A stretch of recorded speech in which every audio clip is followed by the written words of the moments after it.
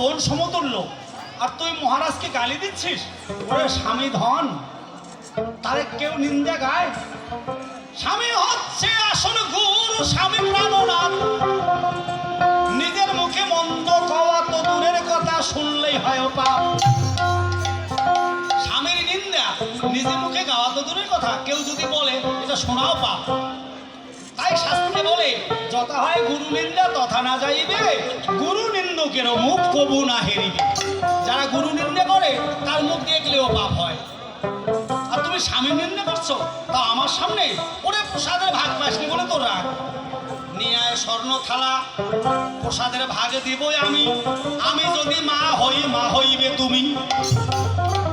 এই প্রসাদ ভোজনে যদি আমি মা হই, তুইও মা হবি। স্বর্ণ থালা নিয়ে আয়, আমি প্রসাদ ভাগ করে দিচ্ছি।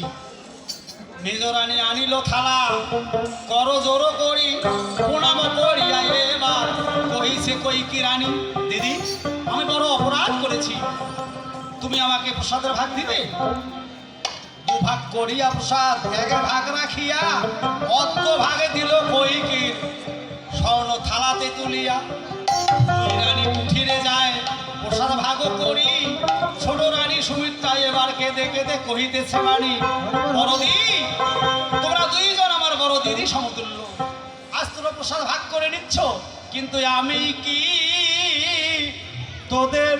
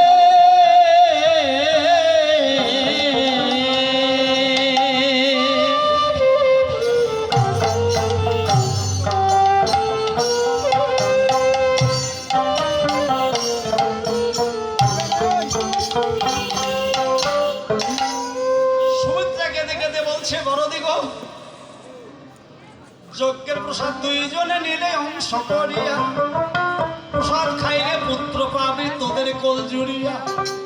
নিঃসন্তান হয়ে যদি থাকি আমি, স্বামীর পদ সেবা করার অধিকার থেকে বঞ্চিত হইব জানো তুমি। আমি যদি নিঃসন্তান হই, মহারাজ আমাকে তার পদ সেবারও সুযোগ দিবে না। সুমিত্রার চোখে হেরি ভরা জল,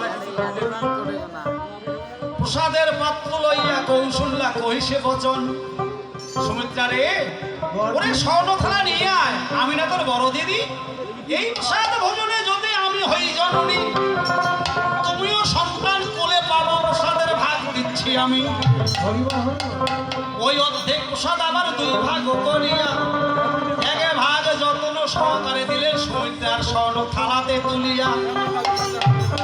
বড় রানী ঘরে গেল, মেজ রানী ভাবে মনে মনে, বড় দিত প্রসাদের ভাগে দিল মোদেরও দুইজনে। বড়দি প্রসাদের ভাগ দিয়ে আমাকে ঋণী করলো, আবার সুমিত্রাকেও প্রসাদের ভাগ দিল। আমার গর্ভে যদি একটি সন্তান হয়, এর দাসত্ব করবে কে? সুমিত্রার গর্ভে সন্তান হলে বড়দের ছেলের সঙ্গে তার সঙ্গী করে দিবে, কিন্তু আমার সন্তান যদি হয় তার সঙ্গী কে হবে?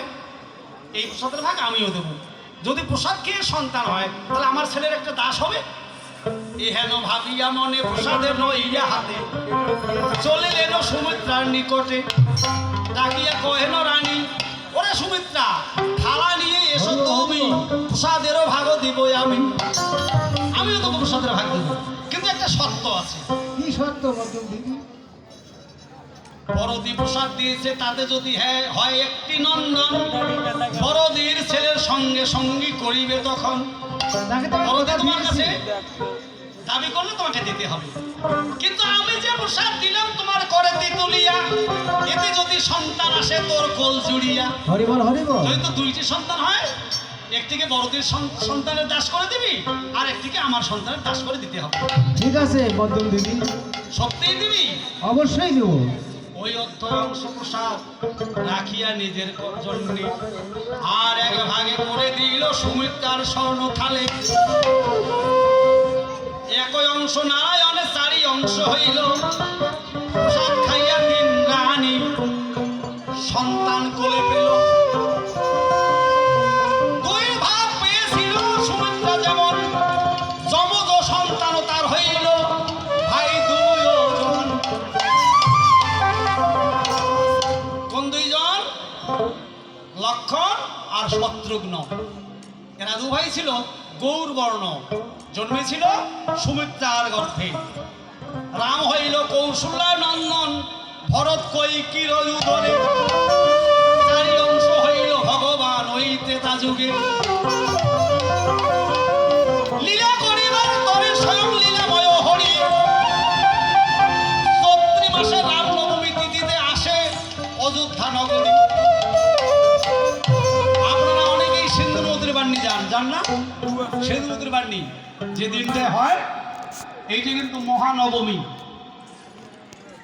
যেদিনে ভগবান রাম রূপে পৃথিবীতে এসেছিলেন। কৃষ্ণের জন্মাষ্টমী অনেকেই পালন করেন না? রামনবমী পালন করেন? অনেকের জানাই নেই।